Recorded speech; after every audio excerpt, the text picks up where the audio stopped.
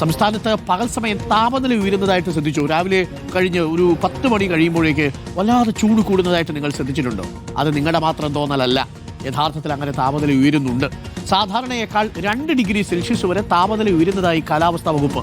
മലയോര മേഖലകൾ ഒഴികെ സംസ്ഥാനത്തിന്റെ ഭൂരിഭാഗം പ്രദേശങ്ങളിലും പകൽ സമയത്ത് ചൂട് കൂടിയിട്ടുണ്ട്. തെക്കൻ ജില്ലകളിൽ തിരുവനന്തപുരത്താണ് ഉയർന്ന താപനില അനുഭവപ്പെട്ടത്.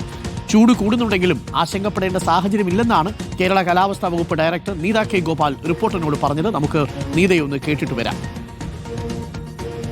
കേരളത്തിൽ ഈ പകൽ താപനില മലയോര മേഖലകൾ ഒഴിച്ച് ബാക്കിയുള്ള സ്ഥലങ്ങളിൽ സാധാരണയിൽ ഒരു അല്പം കൂടുതൽ ആയിട്ടിരിക്കാനുള്ളൊരു സാഹചര്യമാണ് ഫോക്കാസ്റ്റ് ചെയ്തിരിക്കുന്നത്. അപ്പോൾ നമ്മളൊരു കഴിഞ്ഞ ഒരാഴ്ചത്തെ താപനിലയൊന്ന് പരിശോധിച്ചപ്പോൾ തിരുവനന്തപുരത്ത് മാക്സിമം ടെമ്പറേച്ചർ അല്ലെങ്കിൽ നമ്മൾ ഉച്ച സമയത്ത് അനുഭവപ്പെടുന്ന താപനില സാധാരണയിലും അല്പം കൂടുതലായിട്ടാണ് ഈ കഴിഞ്ഞ ഒരാഴ്ച കണ്ടുവരുന്നത്.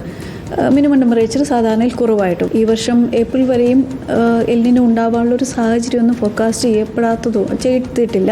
അതുകൊണ്ട് തന്നെ താപനിലയിൽ നമ്മൾ 2024 25 ഒക്കെ അനുഭവിച്ച ആ ഒരു വ്യത്യാസം ഉണ്ടാവാനുള്ളൊരു സാഹചര്യം ഉണ്ടാവില്ല എന്ന് തന്നെ നമുക്ക് പറയേണ്ടിയിരിക്കുന്നു.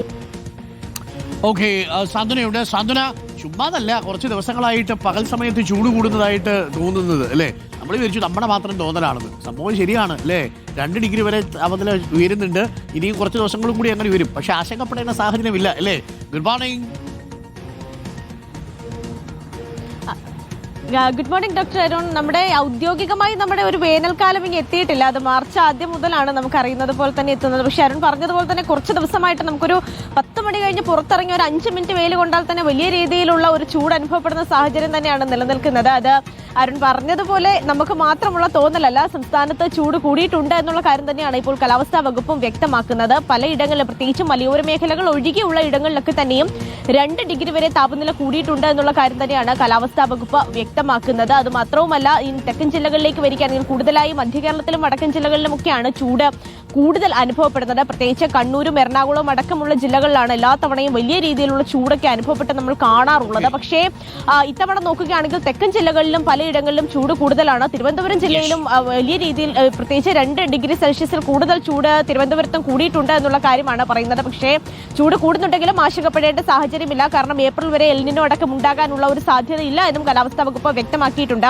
എൽനിനോയുടെ ഒരു പശ്ചാത്തലത്തിലാണ് സാധാരണയായി വലിയ ചൂട് 2023-ലും 24-ലും ഒക്കെ കണ്ടപോലെയുള്ള ചൂടുണ്ടാകുന്നത്. എന്തായാലും അത് ഇത്തവണ ഉണ്ടാകാനുള്ള സാധ്യത ഇല്ല എന്നും കൂടി കാലാവസ്ഥാ വകുപ്പ് ഡയറക്ടർ റിപ്പോർട്ടറിനോട് വ്യക്തമാക്കിയിട്ടുണ്ട്. ചൂടുവെള്ളമൊക്കെ കിട്ടുമ്പോൾ സാന്ത്വന, അവിടുത്തെ തിരുവനന്തപുരത്ത് കിട്ടുന്നൊരു വെള്ളം ഉണ്ടല്ലോ, ബോഞ്ചി വെള്ളം അല്ലേ? അങ്ങനെയല്ലേ പറയാറ്? ബോഞ്ചി വെള്ളം രാവിലെ ഉച്ചയ്ക്കൊക്കെ കുടിച്ചിട്ടൊക്കെ പോകാൻ സുഖമാണ്. പറയുന്ന പേരാണ്. അതെ അതെ, നമ്മൾ ലൈം ജ്യൂസിനെ നമ്മൾ ബോഞ്ചി വെള്ളം എന്നാണ് പറയുന്നത്. അതെ അതെ, അതെ അതെ, ലൈം ജ്യൂസിനെ നമ്മൾ തിരുവനന്തപുരത്തിന്റെ തെക്കൻ സൈഡിലേക്കൊക്കെ അങ്ങനെ ബോഞ്ചി വെള്ളം എന്ന് പറയാറുണ്ട്. അതെ അതെ അതെ, ബോഞ്ചി വെള്ളം കുടിച്ചിട്ട് വലിയ അപ്പി എന്ന് പറയും. അപ്പോൾ സാന്ത്വന, താങ്ക് യു സാന്ത്വന. അപ്പോൾ ബോഞ്ചി വെള്ളമൊക്കെ കുടിച്ചിരിക്കും. അപ്പോൾ പ്രിയപ്പെട്ട പ്രേക്ഷകരെ, നല്ല ചൂടുള്ള സമയമാണ്. ചൂടുള്ള സമയത്തിന് പ്രശ്നമില്ല എന്ന് പൂർണ്ണമായിട്ടും പറയാൻ പറ്റത്തില്ല കേട്ടോ.